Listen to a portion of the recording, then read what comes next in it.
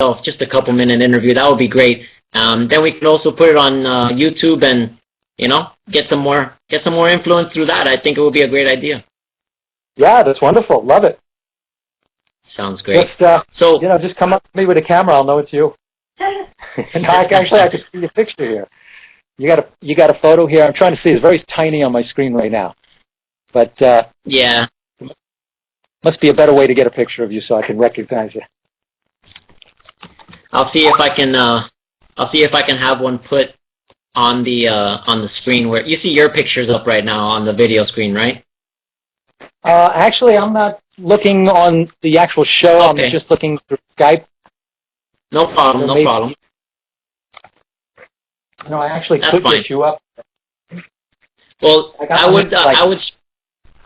would stray away because the actual I would stray away. Just don't go to the actual video because the audio will cause a loop.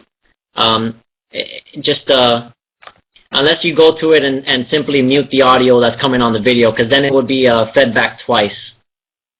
I won't bother with it. I'll just look at this little PowerBook, MacBook. There you go. Doing fine. Yeah.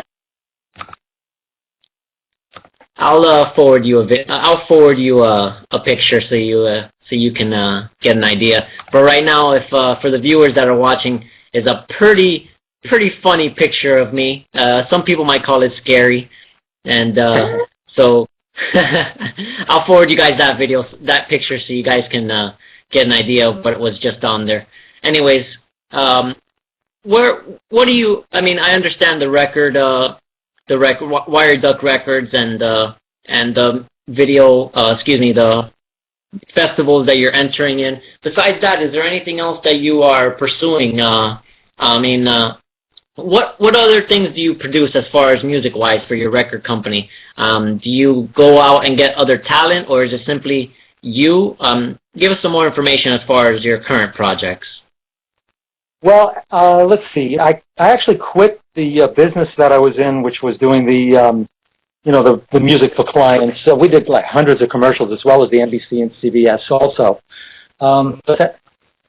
Yeah, I'm getting coached. I always forget what I've done, so my wife is here just to remind me of it. But that's why she's the boss.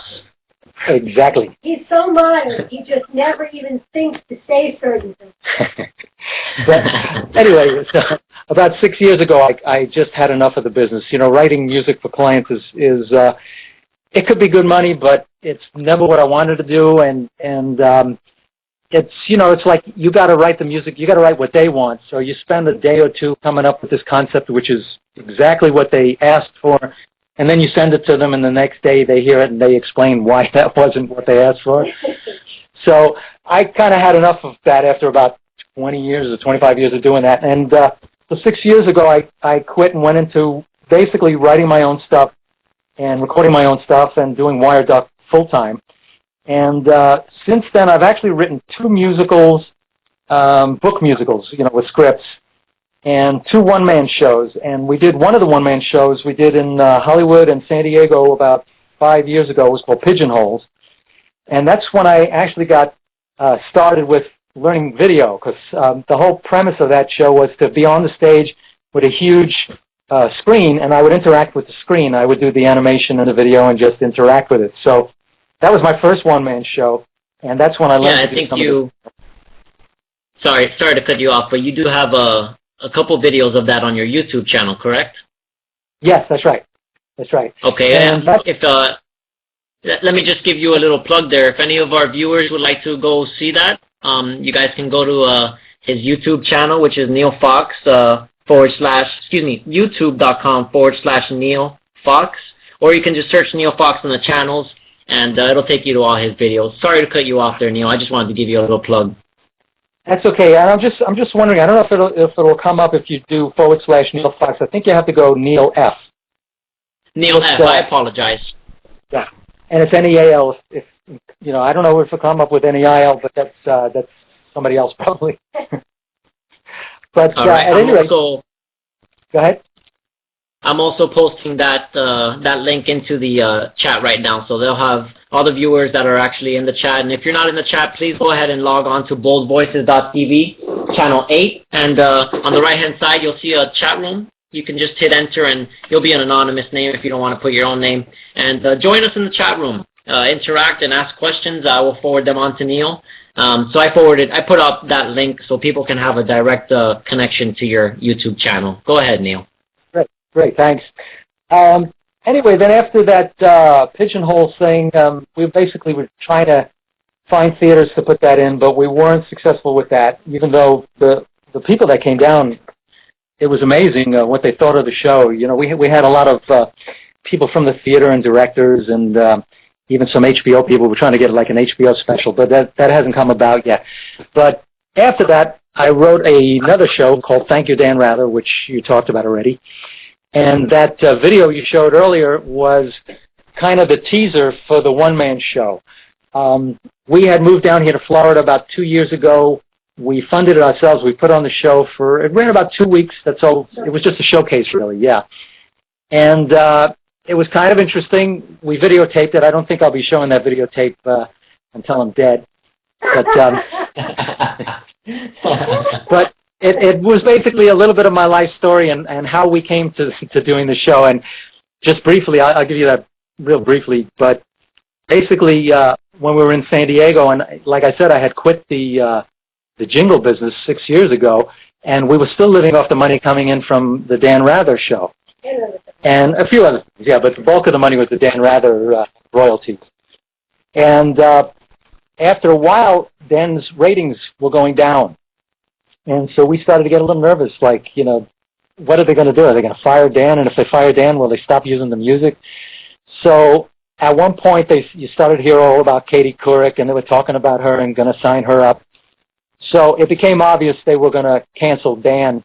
And that meant 99% sure they were going to change the music, which meant about 90% of our income was about to drop, totally gone.